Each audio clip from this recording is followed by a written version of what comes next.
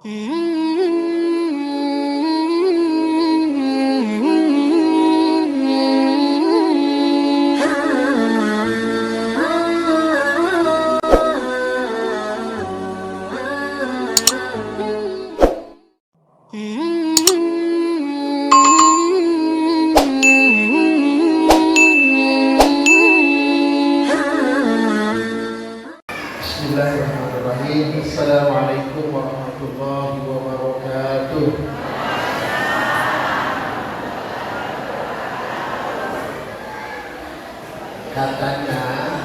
Katanya panas di luar sudah mulai menyengat, tapi jawab salamnya kurang semangat. Assalamualaikum warahmatullahi wabarakatuh.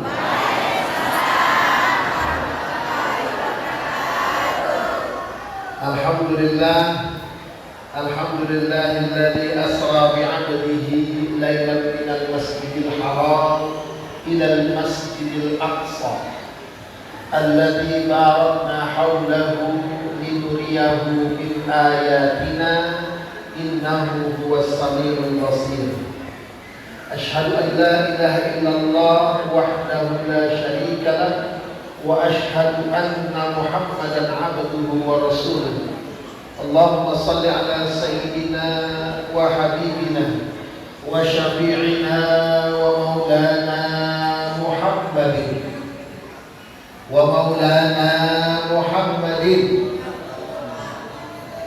wa ala alihi wa sahbihi wa man tabi'ahu ila yaumiddin. Qalu subhanaka la ilma lana illa ma 'allamtana innaka antal alimul hakim. La haula wa la quwwata illa billahil aliyyil azim. Para alim ulama, tokoh masyarakat serta cerdik pandai yang saya muliakan, Bapak Kepala Desa, juga segenap penyuluh agama di tingkat kecamatan, seluruh kepala dusun, ibu-ibu desa, ibu-ibu PKK, pengurus masjid, bapak-bapak dan ibu-ibu sekalian, hadirin wal hadirat yang dimuliakan Allah Ta'ala. Terkhusus tentu sahabat kami Akhuna Hisham. Ini orang paling jauh di antara kita. Beliau, kalau saya masih dekat Bu, ya, masih dekat karena saya tinggal di Ermolek, Indragiri Hulu. Tapi separah-parahnya jalan di Ermolek saya belum dapat. Seindah-indahnya jalan Hindu saya belum dapat indahnya jalan seperti kita lagi. Alhamdulillah, ala kulli hal kita tetap harus bersyukur. Ya. Jauh saya, maka lebih jauh lagi Syekh Hisham itu. Beliau saudara kita dari Palestina. Ya. Mudah-mudahan Syekh Hisham, beliau ini senantiasa disehatkan oleh Allah Ta'ala untuk mengamalkan ilmunya di Provinsi Riau ini. Bapak-bapak dan ibu-ibu sekalian yang dirahmati Allah, terkhusus kepada panitia, saya mengucapkan terima kasih yang sebesar-besarnya. Terima kasih atas kesediaannya untuk menghadirkan saya di sini turut serta dalam memperingati peringatan Isra wal Mi'raj Nabi kita Muhammad sallallahu alaihi wasallam. Mudah-mudahan dengan sama-sama kita kumpul di masjid ini memperingati peringatan Isra wal Mi'raj Nabi kita ini adalah merupakan tanda mahabbah kita, tanda cinta kita kepada beliau, dan mudah-mudahan dengan ini menjadi wasilah bagi kita untuk mendapatkan syafaat beliau nanti di yaumil qiyamah. Amin ya rabbal. Bapak-bapak dan ibu-ibu sekalian yang dirahmati Allah, peringatan Isra wal Mi'raj Nabi kita Muhammad sallallahu alaihi wasallam tiap tahun kita rayakan, tiap tahun kita peringati dengan tentu gegap gempita, dengan rasa yang luar biasa keinginan kita untuk kumpul memperingati Isra wal Mi'raj ini. Besar harapan kita tentunya peringatan Isra wal Mi'raj yang setiap tahun kita rayakan ini mudah-mudahan bisa menumbuhkan kecintaan kita kepada beliau, juga menumbuhkan dan meningkatkan keimanan dan ketakwaan kita. Amin Allahumma. Meskipun dengan berbagai macam ujian, dengan berbagai macam kendala dalam setiap kegiatan yang kita rayakan ini. Ya, satu contoh dengan perjalanan yang saya lewati, tapi satu sisi saya bersyukur Kiai Khairuddin, alhamdulillah dengan sampai ke Sanglar ini, Sanglar namanya, desa Sanglar ini, alhamdulillah saya bertambah saudara, bertemu dengan bapak-bapak dan ibu-ibu di sini, saudara kami. Mudah-mudahan bukan hanya langkah kaki yang dihitung sebagai kebajikan, senyum kita sesama kita juga dicatat oleh Allah Subhanahu wa taala. Amin ya rabbal. Tabassumuka li akhika laka shadaqah. Senyummu kepada saudaramu. Bisa senyum, Bu? Coba senyumnya. Iya. Gak usah takut, bapaknya gak akan marah. Kan senyumnya di muka umum ya. Dan jangan senyum sendiri. Ya. Kalau ada lawannya gak apa-apa. Ya. Begitulah indahnya Islam. Tabassumuka li akhika laka shadaqah. Kita berbuat baik kecil saja dinilai oleh Allah Subhanahu wa taala. Alhamdulillah. Ini baru senyum. Belum lagi kebaikan-kebaikan yang lainnya. Maka kalau senyum saja kita sudah mendapatkan salafah, sudah mendapatkan kebaikan di sisi Allah Subhanahu wa taala. Datang dari El Molek ke sini melewati gelombang yang cukup tinggi. Nah, insya Allah nggak akan kapok Pak Kades. Kita akan coba lagi ya. Sehisam marratan ukhra nahdul guna. Insyaallah. Ya, insyaallah kita akan terus ke sini, mudah-mudahan Allah kuatkan iman dan Islam kita semua. Amin. Bapak-bapak dan ibu-ibu sekalian yang dirahmati Allah, sebagaimana kita maklum bahwa peristiwa besar Isra wal Mi'raj ini sesungguhnya adalah sejarah yang dituliskan oleh Allah Subhanahu wa taala dalam Al-Qur'an. Dalam ayat kita tadi sudah mendengarnya bagaimana Allah Subhanahu wa taala memperjalankan Nabi kita Muhammad sallallahu alaihi wasallam dari Masjidil Haram ke Masjidil Aqsa. Bu. Matanya melotot dipanggil dia. Bu. Itu dong nyaut ya, Pak. Tahu nggak di mana Masjidil Haram? Ibu tahu nggak di mana Masjidil Haram? Ibu tahu nggak di mana Masjidil Aqsa? Sudah pernah belum ke Masjidil Aqsa? Belum. Bapak sudah pernah belum ke Masjidil Aqsa? Belum. Mau nggak ke sana? Aminkan doa saya, ya Allah, panjangkanlah umur kami, murahkanlah rezeki kami untuk bisa bertemu dengan Masjidil Haram, beribadah di Masjidil Haram, beribadah di Masjidil Nabawi, juga berkunjung dan beribadah di Masjidil Aqsa. Amin ya rabbal. Kalau kita yang sudah pernah pergi umroh minimal, insya Allah saya besok tanggal 17 ada rezeki lagi. Bahwa jamaah diminta berangkat umroh. Saya doakan nanti Bapak dan Ibu warga desa Sanglar ini mudah-mudahan bisa umroh, ya, bisa ke Masjidil Haram, bisa ke Masjid Nabawi, bisa juga ke Masjidil Aqsa. Amin. Alhamdulillah, ya. Dengan perjalanan panjang hidup yang sudah kita lewati ini, baginda Rasulullah SAW mengingatkan kepada kita semua, Bapak dan Ibu sekalian, jangan sampai kita sebagai manusia ini, sebagai hamba yang beriman, jangan sampai melakukan perjalanan jauh keliling dunia tapi tidak pernah pergi ke Masjidil Haram, tidak pernah pergi ke Masjidil Nabawi, tidak pernah juga berkunjung ke Masjidil Aqsa. Na'udzubillah. Kalau kita yang sudah pernah ke Masjidil Haram, banyak kisah di sana. Begitupun dengan Masjidil Nabawi, terlebih lagi Masjidil Aqsa. Masjidil Masjidil Haram, tempat di mana awal baginda Rasulullah Sallallahu Alaihi Wasallam melaksanakan perjalanan Isra dan Mi'raj. Dalam kitab Darbir, di sana dikisahkan bagaimana Muhammad Sallallahu Alaihi Wasallam pertama kali akan dibawa oleh malaikat Jibril guna bertemu kepada Allah Subhanahu Wa Taala.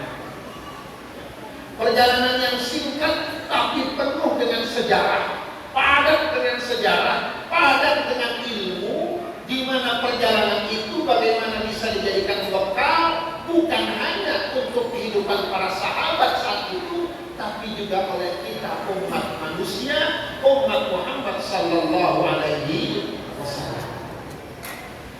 Bapak dan Ibu sekalian, dikisahkan bagaimana Rasulullah Sallallahu Alaihi Wasallam dijemput oleh malaikat Jibril, dibawa ke tepian sumur Zam-Zam. Kalau sekarang kita ke Masjidil Haram, sumur Zam-Zam itu sudah tidak terlihat lagi, Pak. Sudah ditutup tentunya. Apa maksudnya malaikat Jibril membawa Nabi Muhammad ke tepian sumur Zam-Zam? Tujuannya adalah untuk membersihkan jiwa Muhammad Sallallahu Alaihi Wasallam. Pertanyaannya, apakah jiwa Nabi Muhammad itu kotor? Tidak. Jiwa Nabi Muhammad tidak pernah kotor. Jiwa Nabi Muhammad tidak pernah ada kotoran sedikit pun. Jiwa Nabi Muhammad tetap bersih. Tapi ini adalah pelajaran yang diberikan oleh Allah Subhanahu Wa Taala lewat malaikat Jibril bersama Nabi kesayangannya Muhammad Sallallahu Alaihi Wasallam. Wa mala'ahu ilman wa hilman wa yaqinan wa islaman. Ketika jiwa Nabi Muhammad dibelah, dada Nabi Muhammad dibelah, dibersihkan oleh malaikat Jibril. Setelah bersih diisi oleh malaikat Jibril dengan ilmu, iman dan Islam serta keyakinan yang kuat. Dari sini Bapak dan Ibu sekalian yang dirahmati Allah, ini adalah pelajaran bahwa Nabi Muhammad akan melakukan perjalanan Isra wal Mi'raj.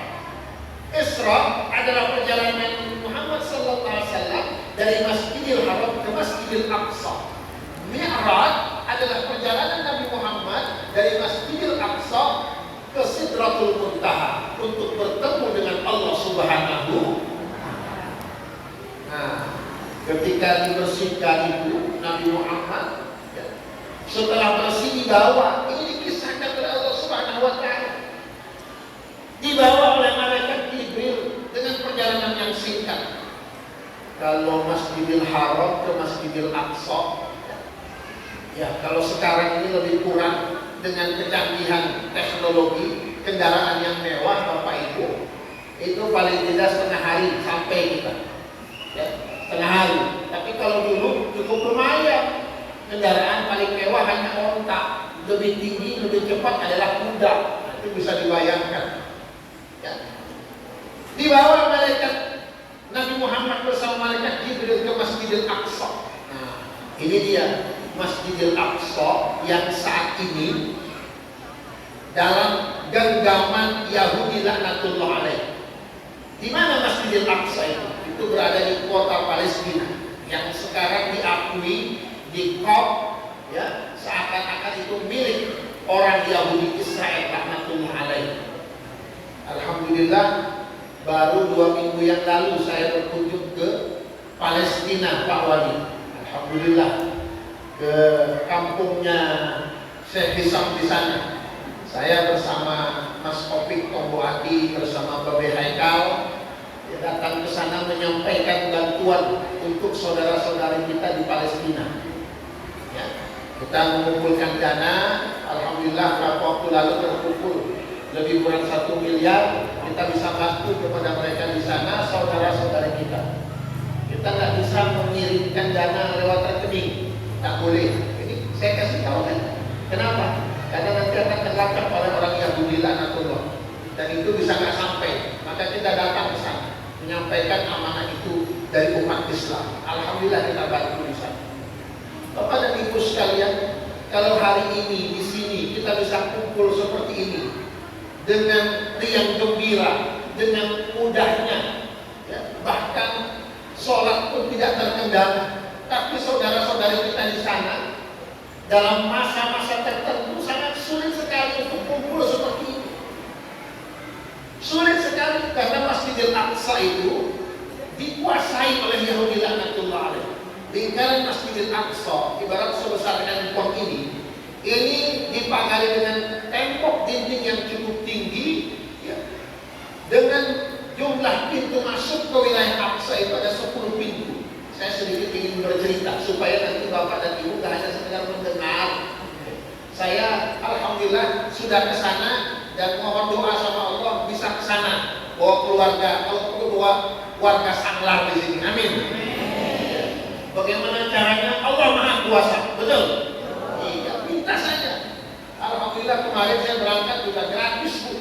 Ada Allah, ya, ada saudara kita yang membantu untuk memberangkatkan ke sana. Dan ini yang kita idam-idamkan. Jadi dulu itu saya ketika sekolah ngantri ngaji fikihul wadih babul haji wal umrah. Yang ngajar saya Kiai Haji Hilmi Abdul Mubin. Beliau cerita, beliau bilang sama saya, Mursyid, nanti kamu kalau sudah bisa cari duit, jangan niat hanya untuk cari makan. Kalau kamu sudah bisa cari duit, niatlah kamu untuk bisa ke Masjidil Haram, untuk bisa pergi haji, untuk bisa pergi ke Baitullah, ke Masjidil Nabawi, ke Masjidil Aqsa. Insya Allah seberapapun duit yang kamu dapat, kamu bisa berangkat dengan cara Allah. Kadang-kadang kita kalau ngukur kita, Bu, ya, kalau ngukur duit kita, rasanya nggak mungkin kita bisa berangkat haji, betul? Rasanya nggak mungkin kita bisa berangkat umroh. Tapi innallaha ala kulli syai'in qadir. Allah Maha Kuasa atas segala sesuatu. Ketika kita punya niat, tanamkan niat kita. Ya Allah, aku ingin pergi ke rumahmu ya Allah. Aku ingin pergi umrah ya Allah, tapi tidak punya kemampuan duit ya Allah. Allah punya banyak cara untuk itu. Asal niat kuat di dalam hati, insya Allah Allah akan berangkatkan kita. Amin. Amin ya Rabbal.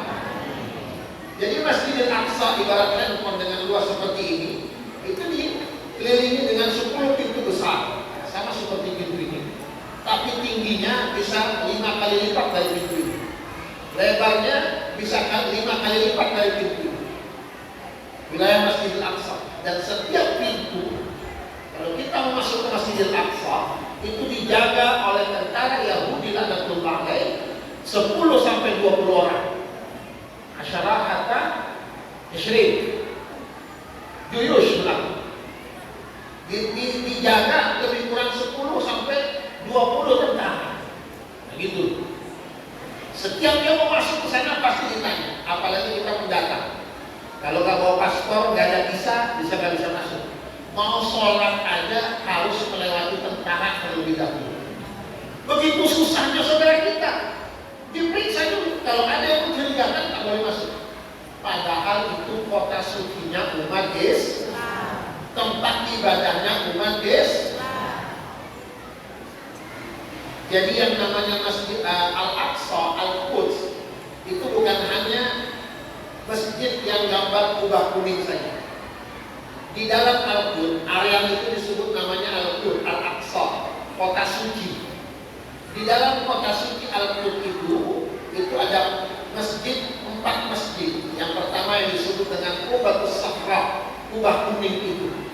Ya, itu dia Qubatus Safra, di mana tempat masjid itu tempat bagaimana Rasulullah SAW singgah di situ dan dibawa oleh malaikat Jibril untuk jumpa kepada Allah Subhanahu wa taala. Di dalam masjid Qubatus Safra itu ada semacam goa. Jadi kalau kita masuk di tengah ini Bapak Ibu, itu ada kayak kubah, tapi dalamnya goa. Dulu dibilangnya batu menggantung. Ya. Tapi sekarang memang supaya tidak jatuh dikasih penyangga. Di bawah itu tempat di mana Rasul sebelum berangkat Isra wal Mi'raj itu dia terlebih dahulu sholat di sana, dibawa oleh malaikat Jibril. Maka di atasnya ada lubang untuk tembus bagaimana Rasulullah SAW dibawa oleh malaikat Jibril. Itu Qubatus Safra. Di depan masjid Qubatus Safra jarak lebih kurang hampir ya setengah kilo, itu ada Masjid Kibli. Masjid Kibli yang biasa dipakai oleh kaum laki-laki sholat di sana. Di Masjid Kibli itu juga biasanya sering terjadi ya, hal-hal yang tidak diinginkan, penyiksaan dari orang tentara Yahudi laknatullah kepada saudara kita yang sedang menunaikan ibadah di sana. Itu terjadi. Di sebelah Masjid Kibli, di bawah Masjid Kibli kayak gini, di bawahnya sebelah kanan, sebelah kiri itu ada Masjid Umar bin Khattab. Sebentar, ini guru saya telepon. Di bawahnya itu ada Masjid Umar bin Khattab, di mana dinamakan Masjid Umar bin Khattab, di mana sebelum Rasulullah SAW melakukan perjalanan Mi'raj, Rasul sempat berkumpul terlebih dahulu, memimpin rapat, kalau bahasa kitanya, memimpin muktamar bersama para nabi, 25 nabi dan Rasul di sana. Begitu istilah. Sekarang Masjid Umar di bawah Masjid Kibli ini, kayak gini lagi, ini Masjid Kibli, di bawahnya sebelah kiri itu, di bawah betul, Masjid Umar, tempat Rasulullah melakukan muktamar, rapat bersama para nabi sebelum beliau melakukan perjalanan Mi'raj. Di sebelah kanannya Masjid Kibli itu ada Masjid Buraq. Masjid Buraq di mana Rasul sebelum Mi'raj menambahkan buraqnya di masjid itu. Tapi Masjid Buraq tidak dipakai untuk sholat. Jarang orang sholat di sana. Yang dipakai biasanya Masjid Kibli, Masjid Qubatus Safra, itu biasa dipakai untuk sholat. Dari sini Bapak dan Ibu sekalian yang dirahmati Allah, kita paham betul bahwa Al-Aqsa itu adalah kota sucinya umat Islam. Maka bagaimana keberkahan Al-Aqsa sangat luar biasa.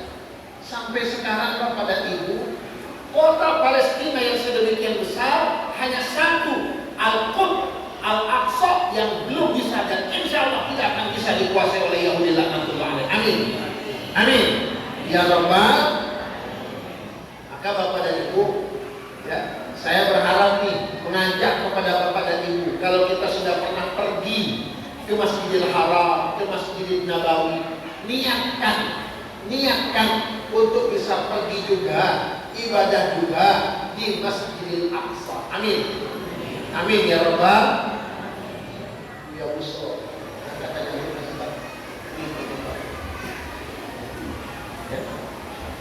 Jadi Bapak dan Ibu sekalian yang dirahmati Allah, jangan sampai tidak ada niat untuk bisa pergi ke Masjidil Aqsa.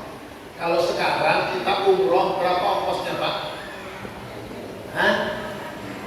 Ya normalnya 35 juta ya, paling tidak sekitar itu. Umroh 35 juta. Kalau umroh plus Palestina sekarang ini lebih kurang 20 ditambah 25 juta. Ya lebih kurang sekitar 60 lah. 60 juta. Umroh plus ziarah ke Al-Aqsa itu lebih kurang 60 juta biayanya. Kalau kita berangkat dari Indonesia sendiri kayak saya kemarin dengan biaya mandiri itu lebih kurang 40 juta. Ya tentu dengan penginapan, logistik semuanya di sana. Tapi apa maksudnya Bapak dan Ibu sekalian yang dirahmati Allah? Kenapa saya termasuk mengajak Bapak dan Ibu kalau ada rezeki berangkat ke Masjidil Aqsa? Karena Masjidil Aqsa saat ini tidak ada yang meramaikannya kecuali kita umat Islam dari luar Palestina.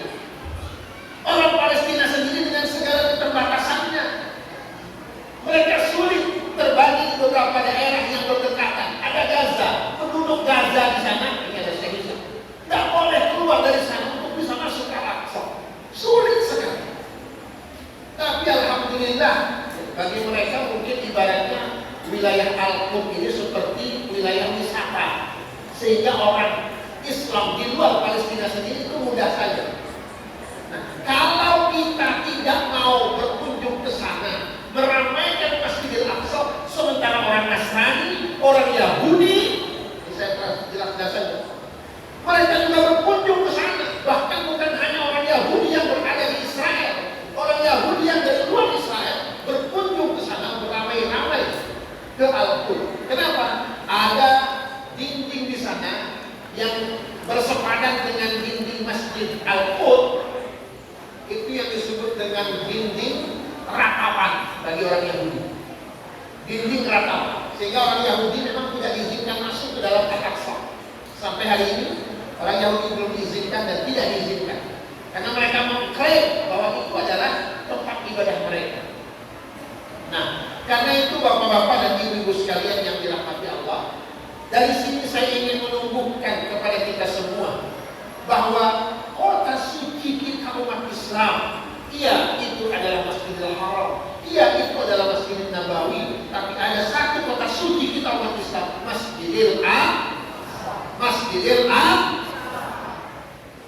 Ada niat ke sana? Ada niat ke sana? Masya Allah. Sebagaimana firman Allah Ta'ala, Alladzi barakna haulahu. Negeri Palestina itu, wilayah Al-Quds itu, wilayah yang senantiasa diberkahi oleh Allah Subhanahu wa Ta'ala. Negerinya subur. Kita ke sana cari buah yang gak ada di negeri kita, apa aja di sana ada. Itu juga mungkin yang jadi perebutan bagi mereka orang-orang di luar kita, orang Islam ini. Iya, Masya Allah. Tapi bagaimana saudara kita di sana sulit sekali, sedih. Maka kalau bisa juga kita sebagai umat Islam, saudara dari mereka juga, tunjukkan kepedulian kita. Ada waktu seperti kegiatan-kegiatan Isra wal Mi'raj ini bukan hanya sekedar mengkaji sejarahnya. Kalau saya kupas kitab Jardin itu tipis Pak Bu, ya, mau dikupas sampai tuntas, mau? Ya, kalau kita di pesantren dari Isya sampai subuh, siap nggak? Ya ibu siap, saya nggak siap. Ya, kalau bisa kita tidak hanya sekedar mengkaji sejarahnya, tapi konkretnya bahwa Al-Quds saat ini masih ada. Al-Quds itu punya kita umat Islam dunia, bukan hanya milik umat Islam Palestina, bukan hanya milik dan tanggung jawab saudara kita yang berada di Palestina, tapi menjadi tanggung jawab kita umat Islam dimanapun kita berada. Siap. Saya tidak nyuruh ibu pergi ke sana untuk berperang. Saya tidak nyuruh ibu bapak ke sana untuk bawa senjata, bukan itu. Tapi paling tidak ada doa yang kita panjatkan, ya Allah, bebaskanlah Al-Quds dari penjajah Yahudi laknatullah alaihi. Amin. Ya Allah, berikanlah kemudahan kepada kami untuk berkunjung ke Al-Quds. Minta kita sama Allah. Dan konkretnya, yuk kita galang dana. Kalau kita pergi ke sana bisa nggak? Tak semua orang bisa, betul. Itu Pak Wali ya? Tidak bisa. Tapi kita tunjukkan, buka kotak infak di sini kalau boleh untuk saudara kita, infak Jumatan ya, sedekah subuh disediakan. Saya nggak mau ngajak sekarang, nanti siapkan oleh pengurus masjid ya, infak untuk khusus saudara kita di Palestina. Jumatan biar beli. Selain buat saudara-saudara kita yang ada di sekitar kita. Siap. Ini bukti konkret. Kita bukan hanya ingin memperingati perayaan Isra wal Mi'raj, kita juga ingin membebaskan Al-Quds dari penjajah Yahudi laknatullah alaihi. Betul. Begitu. Nah, baru kita ceritanya Rasulullah setelah dibersihkan oleh malaikat Jibril, diisi dadanya oleh malaikat Jibril dengan ilmu iman dan Islam. Masya Allah. Ini pelajaran bahwa Allah ingin berkata kepada kita umat Islam, umatnya Nabi Muhammad, wahai umat Muhammad sallallahu alaihi wasallam, ketahuilah oleh kalian semua bahwa kalian dalam hidup akan melakukan perjalanan yang cukup panjang, maka ada bekal yang harus kalian siapkan. Apa bekalnya ya Allah? Bekal yang terbaik adalah dengan ilmu, iman dan Islam dalam perjalanan hidup kalian. Karena itu Bapak dan Ibu sekalian yang dirahmati Allah, akhir-akhir ini kita diperlihatkan bagaimana pergaulan anak-anak kita yang keluar dari ketentuan moral dan akhlak. Akhir-akhir ini kita diperlihatkan dengan bagaimana pergaulan bebas itu ada di mana-mana tanpa hukum dan aturan yang ada. Na'udzubillah min dzalik. Sehingga kita melakukan perbuatan-perbuatan munkar. Dengan mudahnya anak-anak kita melakukan perbuatan maksiat. Na'udzubillah. Kenapa itu bisa terjadi? Bisa jadi karena memang anak-anak kita tidak tahu akan ilmunya. Mana yang halal, mana yang haram.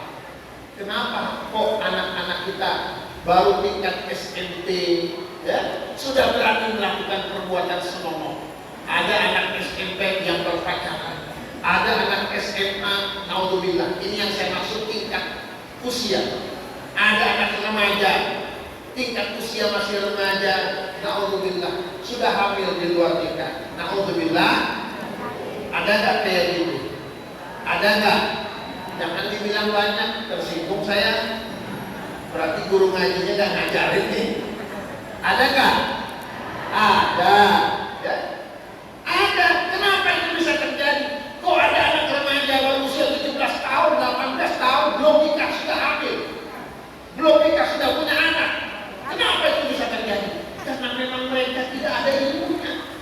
Tidak tahu bahwa senggol-senggolan, bahwa cubit-cubitan, bahwa pegang-pegangan dengan yang bukan mahram haram hukumnya. Dia tidak tahu itu. Maka kita selaku orang tua, kita selaku guru punya kewajiban memberikan tarbiyah dan pendidikan buat anak-anak kita. Bu, mau masuk surga? Bapak mau masuk surga? Mau masuk surga sendiri atau sekeluarga? Kalau mau masuk surganya sekeluarga, ya bapaknya ingatkan ibunya, ibunya juga ingatkan anak-anaknya. Jangan sampai kita merasa sudah soleh untuk diri sendiri. Mohon maaf Pak, mohon maaf sekali lagi. Ya. Mohon maaf. Jangan bapak pergi ke masjid sholat maghrib berjamaah di masjid hanya bapak sendiri. Kalau ada anak laki, ya diajak anak laki. Ibu kalau ada anak perempuan, jangan cuma ibu yang tutup auratnya. Kasih tahu juga anak perempuan ibu. Nah, kamu sudah akil balik, kamu wajib menutup auratmu. Jangan kamu mengubal aurat itu. Nah, aurat perempuan itu seluruh anggota tubuh, kecuali muka dan telapak tangan. Jangan kau perlihatkan auratmu kepada yang bukan mahramnya. Ingatkan itu. Bisa bu? Bisa bu? Ibu pakai busana muslimah ini apa setiap hari? Atau hanya ketika di masjid saja? Atau jangan-jangan keluar rumah pergi ke pasar pakai pakaian you can see? Ayah? Iya? Iya. Tahu pakaian you can see bu? Tahu apa itu bu? Apa arti pada you can see bu? You can see, kamu bisa melihat saya. Keteknya dilihatin orang lain. Na'udzubillah. Ibu tidak perlu teriak-teriak sama anak ibu untuk menutup auratnya.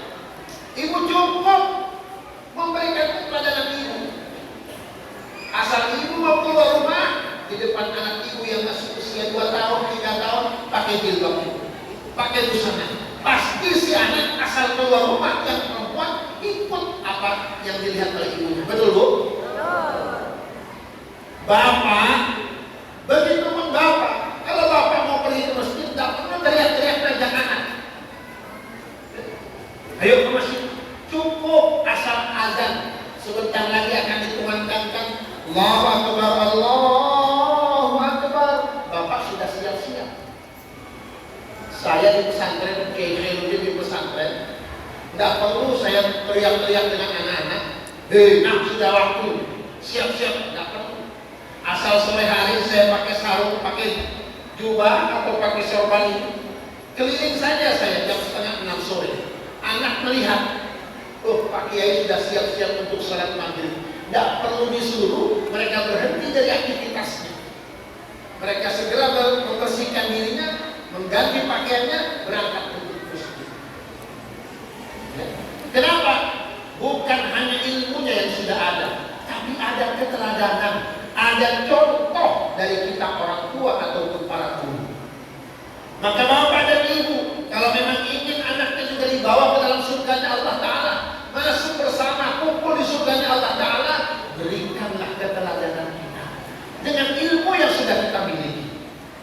Setuju? Setuju? Siap? Berikan keteladanan. Masya Allah. Rasulullah itulah yang dibekalkan oleh Allah Ta'ala. Diberikan ilmu, diberikan iman, Islam untuk bekal dalam rangka perjalanan yang panjang mi'rajnya. Apalagi hidup kita ini Pak, kalau mi'rajnya itu hanya sepertiga malam, sebentar, ya, sebentar Rasulullah melakukan perjalanan Isra wal Mi'raj itu, dan rasanya mustahil bagi kita ini, karena perjalanannya begitu jauh. Tapi kalau Allah sudah mau itu bisa terjadi. Maka dalam beragama ini kita tidak hanya mengandalkan otak, tapi harus juga mengandalkan iman. Ya? Kalau diukur dengan otak, rasanya mustahil Rasulullah bisa Isra dan Mi'raj dalam waktu yang singkat sepertiga malam. Tapi iman itu ada. Ketika Rasul sudah selesai Mi'raj, Isra dan Mi'raj itu kan bertemu dengan umat tadi. Ya. Hampir umat tidak percaya, tapi Rasulullah cerita bagaimana Masjidil Aqsa itu bentuknya. Orang tahu, berarti benar. Ketemu dengan pedagang yang memang pedagang itu berpisah dengan montanya. Orang yang bertemu itu benar, Rasul tidak bohong. Maka Isra wal Mi'raj ini adalah kisah nyata, bukan kisah abal-abal, kisah nyata. Itu terjadi, maka Allah bakukan dalam Al-Quran tersebut. Maka Rasulullah dibekali ilmu, iman dan Islam oleh Allah Ta'ala. Ketika perjalanan Mi'raj sudah dimulai dari Masjidil Aqsa, kalau ini ibaratnya Al-Qubatus Safra, Rasul dibawa oleh malaikat Jibril lewat atas kubah ini, tembus untuk jumpa dengan Allah, tembus Sidratul Muntaha, langit yang 7 pun tembus. Baru dalam perjalanannya Rasulullah Shallallahu Alaihi Wasallam sudah mendapatkan godaan, panggilan. Gimana panggilannya? Muhammad, Muhammad, berhenti sebentar sini Muhammad. Tapi Nabi Muhammad tidak mengindahkan panggilan itu. Beliau pergi terus. Sehingga setelah jauh dari panggilan itu, baru Nabi Muhammad bertanya kepada malaikat Jibril, ya Jibril, tadi itu apa? Siapa yang manggil-manggil saya? Oh, itu Muhammad. Yang manggil-manggil kamu, yang nyuruh-nyuruh kamu berhenti tadi itu adalah setan. Siapa? Setan. Untuk engkau tidak tergoda, berhenti dengan panggilan setan Muhammad. Kalau engkau tergoda dan berhenti memenuhi panggilan setan, maka bisa jadi umatku akan kesetanan. Kira-kira ada nggak kita yang kesetanan? Ada nggak umat Nabi Muhammad yang kesetanan? Ada nggak? Bukan hanya yang kesurupan yang saya maksud, kelakuan yang seperti na'udzubillah min. Iya, kesetanan itu dia cuma minum, bukan cuma air. Kalau orang sudah kesetanan Pak, minumnya solar, bensin, ya kan? Betul tak? Iya. Makannya bukan cuma kue, bukan cuma nasi, tapi juga batu bara, aspal, apalagi semen dimakan. Makanya jalan di sini jadi ikut bergelombang seperti lautan. Betul? Na'udzubillah. Maka kita harus tahu siapa musuh kita yang pertama dalam hidup ini. Innahum lakum aduwwun mubin. Ketahuilah olehmu wahai umatku, kata Rasulullah, sesungguhnya setan itulah musuh yang nyata bagi kamu. Siapa setan itu Pak Ustaz? Alladzi waswisu fi sudur. Tuh yang bikin hati kita gundah gulana, yang bikin jiwa kita bimbang. Ini kira-kira berbuat baik atau tidak ya? Bapak-bapak, ketika azan subuh dikumandangkan, kira-kira bersihkan diri, pergi ke masjid atau tarik selimut atau tarik istri? Mana kira-kira yang dipilih Pak? Hah? Itu yang bikin kita bimbang, kita ragu berbuat baik atau tidak. Ada di waswisufi sudurinas. Maka kita merugikan kita, seakan-akan menyenangkan tapi menyengsarakan kita. Na'udzubillah. Tuh, Rasulullah diganggu pertama kali dalam perjalanan itu. Jadi ini biar paham, dan cara setan lu menggoda, mengganggu itu banyak sekali. Ya. Saya ketika jalan tadi sama yang nyupirin saya, mana si Kasmanto, waduh, ini gelombangnya lebih dahsyat.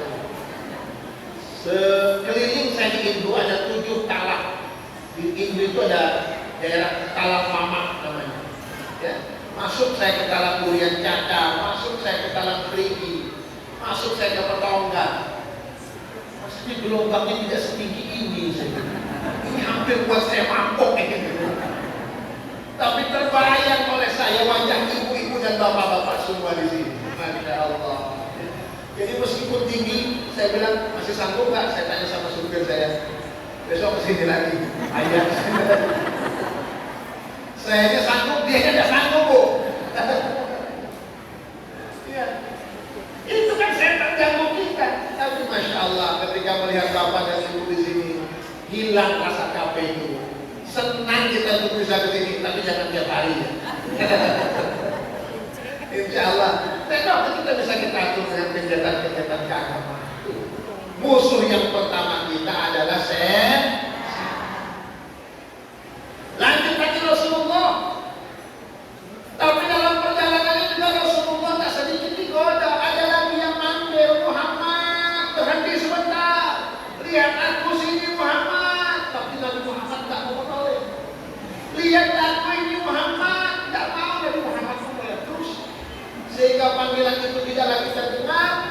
Kembali Nabi Muhammad bertanya kepada malaikat Jibril, siapa itu tadi yang Jibril? Oh, itu Muhammad. Yang manggil-manggil kamu itu wanita. Yang manggil-manggil kamu itu perempuan. Perempuannya tidak berbusana, tidak memakai pakaian, tidak ada sehelai pengampun pada tubuhnya kecuali emas yang bergelimpangan di atas tubuh. Masya Allah. Kalau Pak Wali dipanggil perempuan macam itu, tengok tak Pak Wali? Tengok tak? Kalau tak tengok tak normal, nanti Pak Wali bilang tak. Ya Pak ya? Iya. Tapi Nabi Muhammad pergi terus, ditinggalkan itu semua. Kalau saya kira-kira dipanggil perempuan macam itu, berhenti tak? Berhenti tak? Suuzon sama saya ya. Kalau toh saya berhenti itu tandanya saya masih normal. Ya, iya, cuma jangan terus-terusan.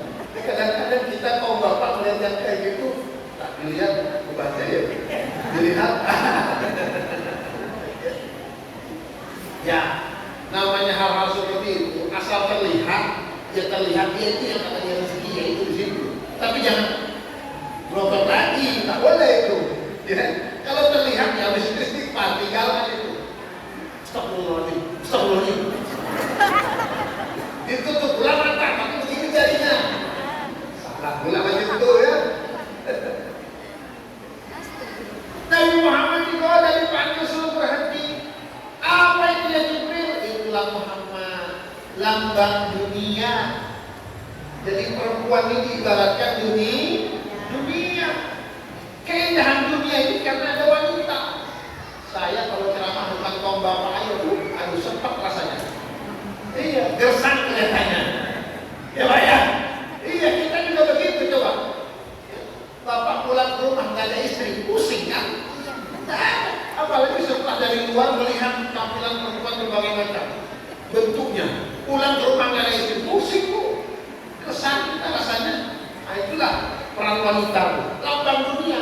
Dan ini sudah digambarkan oleh Rasulullah dalam perjalanan Mi'rajnya.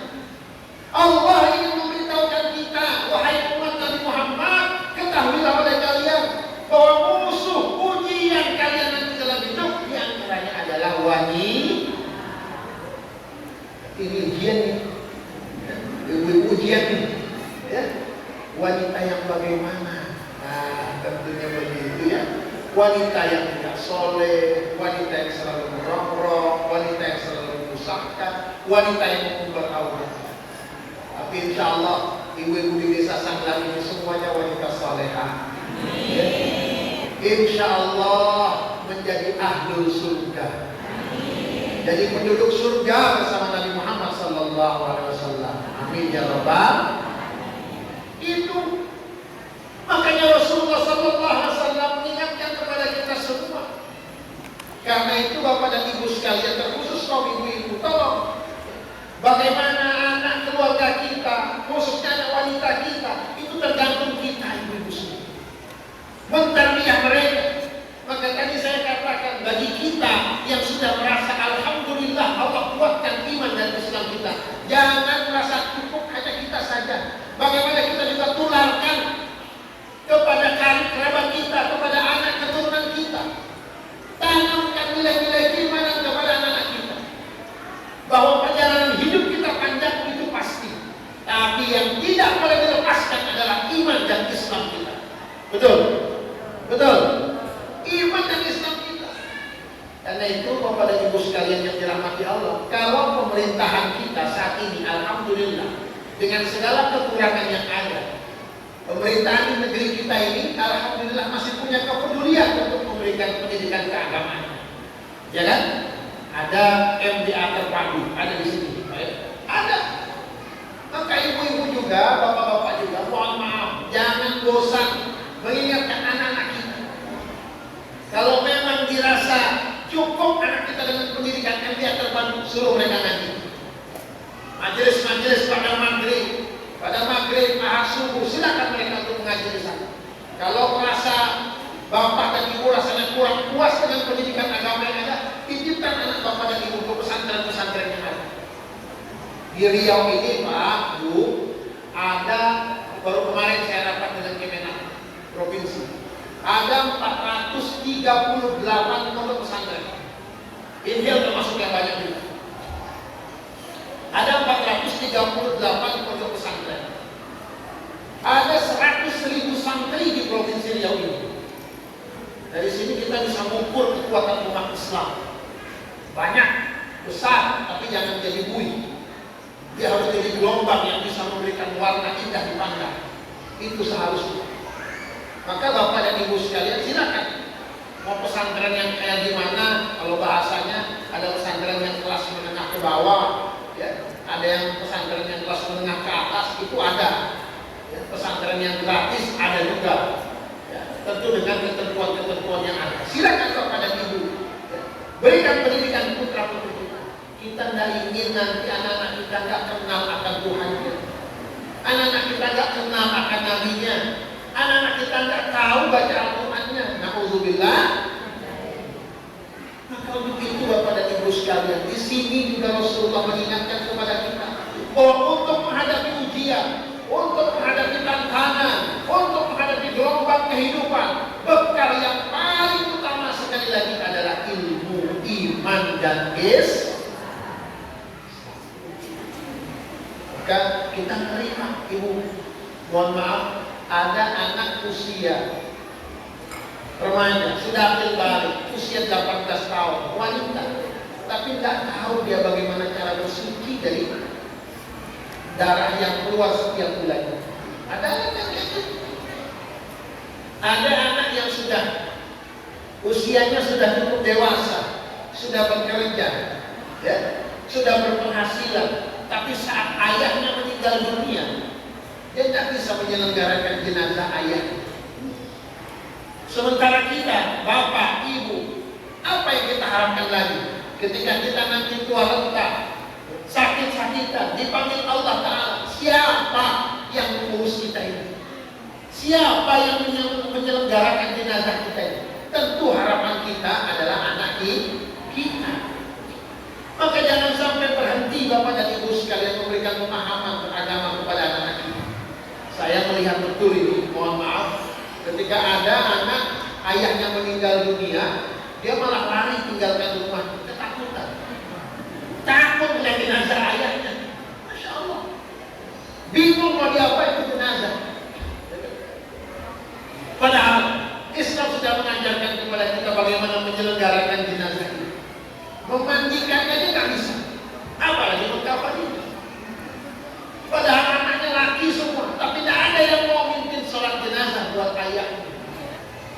betapa sedih kita Pak kalau itu terjadi kepada diri kita. Nauzubillah.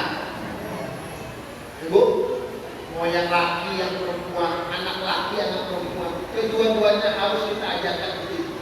Paling mendasar. Anak yang laki dia bisa jadi imam kita ketika kita meninggal dunia. Anak perempuan bisa menyelenggarakan jenazah kita. Bagaimana memandikannya, bagaimana mengkafaninya. Biar dia bisa. Hampir-hampir kita di desa kita nih, asal meninggal dunia, asal ada yang meninggal dunia, pasti manggil siapa namanya kalau muslim? Yang suka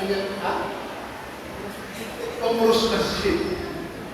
Anak keturunannya tak bisa menyelenggarakan jenazah. Kira-kira gimana Bu? Sedih tak? Sedih tak? Sedih ya Allah. Karena itu Bapak dan Ibu sekalian yang dirahmati Allah, Isra wal Mi'raj Nabi Muhammad sallallahu alaihi wasallam mengajarkan kepada kita semua, bagaimana kita bisa menanamkan keimanan, keilmuan kepada anak-anak kita dengan sebaik-baiknya. Tidak ada lagi bekal yang paling utama. Maka itu jangan bosan Bapak Ibu untuk memberikan bekal ini. Jangan bosan mengingatkan anak-anak kita. Saat itu ajal sudah menjelang kita, memanggil kita, maka tidak ada lagi yang bisa membahagiakan kita kecuali anak yang menuntun kita untuk mendapatkan kalimat tauhid, la ilaha illallah Muhammadur Rasulullah. Karena itu Bapak dan Ibu sekalian yang dirahmati Allah, Rasulullah mengingatkan kepada kita semua, saya jalan nasi zaman la yabqa minal Islam illa ismuh wa la yabqa minal Qur'an illa rasuluh wa masajiduhum amiratun wa hiya khalaqun minal haqq wa ulama'uhum syarrun min tahti adimis sama min indihim takhrujul fitan wa fihim ta'ud. Kata Rasulullah sallallahu alaihi wasallam, nanti akan ada satu masa la yabqa minal Islam illa ismuh. Jangan sampai Islam hanya tinggal namanya saja. Ini terjadi. Tapi jangan sampai terjadi pada diri kita. Agamanya Islam, tapi tidak ngerti dengan sholatnya, tidak paham akan perintah-perintah agamanya. Wala yabqa minal Qur'an illa rasul. Al-Quran tidak kekal kecuali hanya tulisannya saja, pengamalannya tidak ada. Coba lihat, hampir di setiap desa, kecamatan mengadakan musyawarah tilawatil Quran. Betul? Betul? Tapi bagaimana dengan perilaku anak kita? La yabqa minal Qur'an illa rasul. Al-Quran hanya tinggal tulisannya saja. Bahkan hampir-hampir kita membaca surah Yasin. Ibu, tahlilan ada tahlilan kita? Yasinan ada yasinan kita? Hampir-hampir kita yasinan, baca surah Yasin kalau ada yang meninggal. Na'udzubillah. Ditanya, Bu, sudah lama nggak baca surah Yasin? Kenapa? Nggak ada yang meninggal, Pak Ustaz. Karena nggak ada yang meninggal, dia tidak baca surah Yasin. Inna lillahi wa inna ilaihi. Baca Yasin bukan karena hanya ada orang meninggal, tidak. Ada yang meninggal atau tidak, kita baca Yasin sebagai benteng buat kita. La yabqa minal Qur'an illa rasul. Wa masajiduhum amiratun wa hiya khalaqun minal haqq. Akan ada nanti masjid dibangun dengan megah di mana-mana, tapi kosong dari petunjuk. Nih, siang ini kalau kita sama-sama memperingati salat Nabi Muhammad, maka jangan sampai nanti kita lupa meramaikan dengan salat zuhurnya. Jangan sampai kita lupa dengan meramaikan dengan salat asarnya. Jangan sampai lupa kita meramaikan masjid ini dengan salat 5 waktunya. Betul? Betul? Siap? Siap? Khususnya kaum bapak. Ada waktu? Oh, selesai. Terima kasih. Ya, sudah diingatkan. Karena itu Bapak dan Ibu sekalian yang dirahmati Allah, sekali lagi, ya, mari kita sama-sama tanamkan nilai iman, Islam serta ilmu buat diri kita dan anak-anak kita. Jangan berhenti untuk mengaji, jangan berhenti untuk terus belajar, memahami nilai-nilai keislaman sebagai benteng bagi bekal dalam kehidupan kita semua. Terima kasih segala perhatian yang ada. Lebih dan kurangnya saya mohon maaf. Mudah-mudahan yang benar datangnya dari Allah, yang salah dari diri saya pribadi. Kepada Allah saya beristighfar dan mohon ampun. Kepada bapak-bapak dan ibu sekalian saya mohon maaf yang sebesar-besarnya. Hadanallahu wa iyyakum ila siratal mustaqim. Wassalamualaikum warahmatullahi wabarakatuh.